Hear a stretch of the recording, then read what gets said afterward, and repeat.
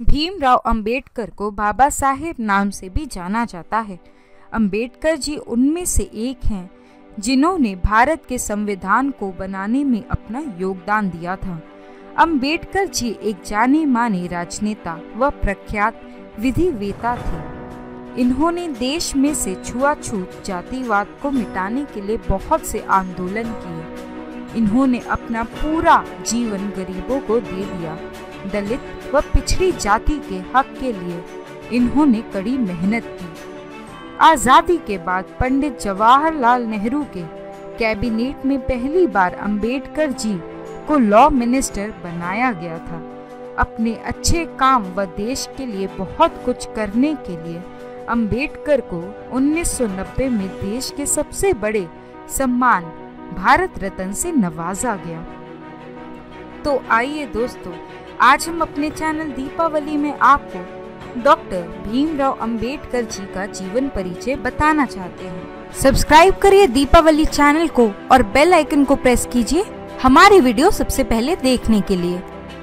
Doctor Ambedkar ji का पूरा नाम डॉक्टर भीमराव अंबेडकर। इनका जन्म हुआ था 14 अप्रैल 1891 में। इनका जन्म स्थान है महू, इंदौर, मध्य प्रदेश। इनके माता का नाम भीमबाई मुरबेतकर, इनके पिता का नाम रामजी मालोजी सकपाल। इनका विवाह 1906 में रमाबाई से हुआ था और 1948 में इनका दूसरा विवाह सविता अंबेडकर से। इनके बच्चों का नाम है भैया साहेब अंबेडकर।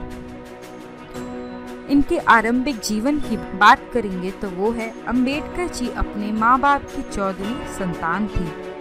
उनके पिता इंडियन आर्मी में साबूदार थे व उनकी पोस्टिंग इंदौर के पास महू में थी। यही अंबेडकर जी का जन्म हुआ। 1894 में रिटायरमेंट के बाद उनका पूरा परिवार महाराष्ट्र के सतारा में शिफ्ट हो गया। कुछ दिनों के बाद उनकी मां चल बसी, जिसके बाद उनके पिता ने दूसरी शादी कर ली और बॉम्बे शिफ्ट हो गए। जिसके बाद अंबेडकर जी की पढ़ाई यही बॉम्बे में हुई। 1906 में 15 साल की उम्र में उनका विवाह 9 साल की रमाबाई से हो गया। इसके बाद 1908 में उन्होंने 12वीं की परीक्षा पास की। छुआछूत के बारे में अंबेडकर जी ने बचपन से ही देखा था। वे हिंदू मेहर कास्ट के थे जिन्हें नीचा समझा जाता था व ऊंची कास्ट के लोग इन्हें छूना भी पाप समझते थे। इसी वजह से अंबेडकर जी ने समाज में कई जगह भेदभाव का शिकार होना पड़ा। इस भेदभाव व निरादर का शिकार अंबेडकर जी को आर्मी स्कूल में भी होना पड़ा, जहां वे पढ़ा करते थे। उनकी कास्ट के बच्चों को क्लास के अंदर तक बिठाने नहीं दिया जाता था। टीचर तक उन पर ध्यान नहीं देते थे। यहाँ उनको पानी तक छूने नहीं दिया जाता था। स्कूल का चपरासी उनको ऊपर से डालकर पानी देता था। जिस दिन चपरासी नहीं आता था उस दिन उन लोगों को पानी तक नहीं मिलता था। स्कूल की पढ़ाई पूरी करने के बाद अंबेडकर जी को आगे की पढ़ाई के लिए बॉम्बे के एल्फिंस्टोन कॉलेज जाने का मौका मिला। पढ़ाई में वे बहुत अच्छे व तेज दिमाग के थे। उन्होंने सारे एग्जाम अच्छे से पास करे थे, इसलिए उन्हें बड़ौदा के गायकवाड़ के राजा सहायाजी से 25 रुपए की स्कॉलरशिप हर महीने मिलने लगी। उन्होंने राजनीति विज्ञान व अर्थशास्त्र में 1912 में ग्रेजुएशन पूरा किया। उन्होंने अपने स्कॉलरशिप के पैसे को आगे की पढ़ाई में लगाने की सोची और आगे की पढ़ाई के लिए अमेरिका चले गए। अमेरिका से लौटने के बाद बड़ौदा के राजा ने उन्हें अपने राज्य में रक्षा मंत्री बना दिया, परंतु यहाँ भी छुआछूत की बीमारी ने उनका पीछा नहीं छोड़ा। इतने बड़े पद में होते हुए भी उन्हें कई बार निरादर का सामना करना पड़ा। बॉम्बे गवर्नर की मदद से वे बॉम्बे के syndrome college of commerce and economics में राजनीतिक अर्थशास्त्र के प्रोफेसर बन गए।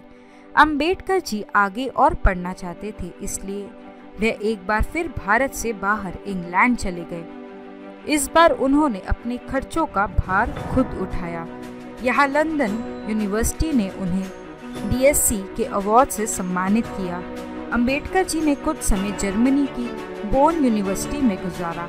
यहाँ उन्होंने इकोनॉमिक्स में अधिक अध्ययन किया। 8 जून 1927 को कोलंबिया यूनिवर्सिटी में उन्हें डॉक्टरेट की बड़ी उपाधि से सम्मानित किया गया। अंबेडकर जी की पत्नी रमाबाई की लंबी बीमारी के चलते 1935 में उनकी मृत्यु हो गई थी। 1940 में भारतीय संविधान का ड्राफ्ट पूरा करने के बाद उन्हें बहुत सी बीमारियों ने घेर लिया।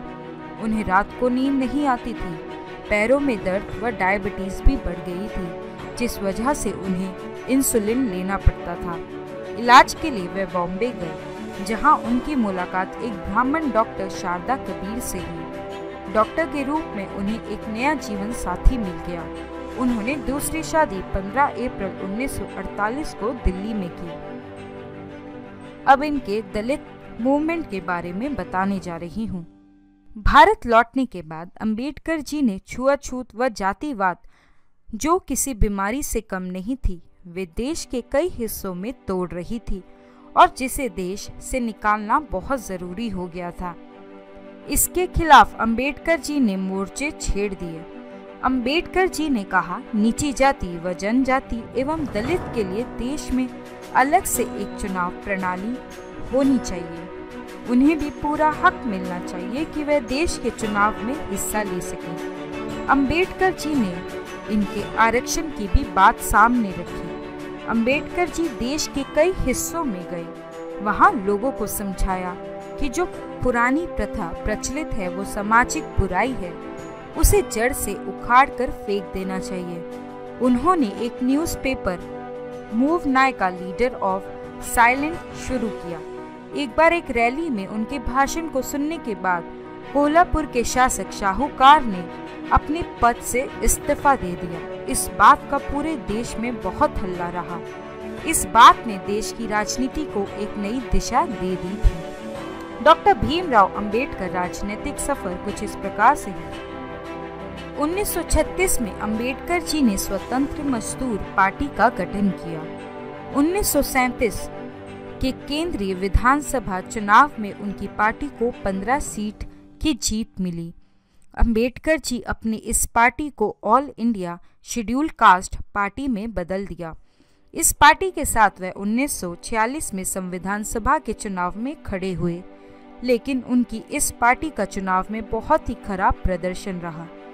कांग्रेस व महात्मा गांधी ने अछूतों लोगों को हरिजन नाम दिया, जिससे सब लोग उन्हें हरिजन ही बोलने लगे। लेकिन अंबेडकर जी को ये बिल्कुल पसंद नहीं आया और उन्होंने उस बात का विरोध किया। उनका कहना था, अछूते लोग भी हमारे समाज का एक हिस्सा है, वे भी बाकी लोगों की तरह नॉर्मल इंसान हैं। अब आपको संविधान के गठन के बारे में बताती हूँ। अंबेडकर जी को रक्षा सलाहकार कमेटी में रखा गया व वाइसराय एग्जीक्यूटिव काउंसिल में उन्हें लेबर का मंत्री बनाया गया। वे आजाद भारत के पहले लॉ मंत्री बने। दलित होने के बावजूद उनका मंत्री बनना उनके लिए एक बहुत बड़ी उपाधि थी। भीमराव अंबेडकर जी को संविधान गठन कमेटी का चेयरमैन बनाया गया। उनको स्कॉलर व प्रख्यात विधिवेत्ता भी कहा गया। अंबेडकर जी ने देश की भिन्न भिन्न जातियों को एक दूसरे से जोड़ने के लिए एक पुलिया का काम किया। वे सबके समान अधिकार की बात पर जोर देते थे। अंबेडकर जी के अनुसार अगर देश की अलग अलग जाति एक दूसरे से अपनी लड़ाई खत्म नहीं करेगी तो देश एकजुट कभी नहीं हो सकता। बौद्ध धर्म में रूपांतरण। 1950 में अंबेडकर जी एक बौद्धिक सम्मेलन को अटेंड करने श्रीलंका गए। वहां जाकर उनका जीवन बदल गया। वे बौद्ध धर्म से अत्यधिक प्रभावित हुए और उन्होंने धर्म रूपांतरण की ठान ली। श्रीलंका से भारत लौटने के बाद उन्होंने बौद्ध व उनके धर्म के बारे में बुक लिखी व अपने आप को इस धर्म में बदल लिया। अपने भाषण में अंबेडकर जी हिंदू रीति रिवाजों व जाति विभाजन की घोर निंदा करते थे। 1955 में उन्होंने भारतीय बौद्ध महासभा का गठन किया। उनकी बुक द बुद्ध व उनका धर्म का विभाजन उनके मरुण प्रांत पर हुआ। 14 अक्टूबर 1956 को अंबेडकर जी ने एक आम सभा का आयोजन किया, जहां उन्होंने अपने 5 लाख सपोर्टर का बौद्ध धर्म में रूपांतरण करवाया। अंबेडकर जी काठमांडू में आयोजित चौथी वर्ल्ड बुद्धिस्ट कॉन्फ्रेंस को अटेंड करने वहां गए। 2 दिसंबर 1956 को उन्होंने अपनी पुस्तक द बुद्ध और कार्ल मार्क्स का हस्तलिपिक पूरा किया। डॉक्टर भीमराव अंबेडकर मृत्यु का वर्णन कुछ इस प्रकार से है। 1954 से लेकर 1955 के समय अंबेडकर जी अपनी सेहत से बहुत परेशान थे। उन्हें डायबिटीज, आंखों में धुंधलापन व कई तरह की अन्य बहुत सी बीमारियों ने घेर लिया था। 6 दिसंबर 1956 को अपने घर दिल्ली में उन्होंने अंतिम सांस ली। उन्होंने अपने जीवन में बौद्ध धर्म को मान लिया था, इसलिए उनका अंतिम संस्कार बौद्ध धर्म के रीति अनुसार ही हुआ। डॉक्टर भीमराव अंबेडकर जयंती तारीख कुछ इस प्रकार से है। अंबेडकर जी के अविश्वसनीय कामों की वजह से उनके जन्म दिन 14 अप्रैल को अंबेडकर जयंती के नाम से मनाया जाने लगा। इस दिन को नेशनल हॉलिडे घोषित किया। इस दिन सभी सरकारी व प्राइवेट संस्थान, स्कूल, कॉलेज का अवकाश होता है। अंबेडकर जी ने ही दलित व नीची जाति के लिए आरक्षण की शुरुआत करवाई थी। उनके इस काम के लिए आज भी देश उनका ऋणी है। उनकी मूर्तियां देश के कई शहरों में सम्मान के तौर पर बनाए गए। अंबेडकर जी को पूरा देश शत-शत नमन करता है। आपको हमारा वीडियो कैसा लगा, आप हमें कमेंट बॉक्स में जरूर लिखें। हमारा वीडियो लाइक करें, शेयर करें और हमारे चैनल दीपावली को सब्सक्राइब करना ना भूलें।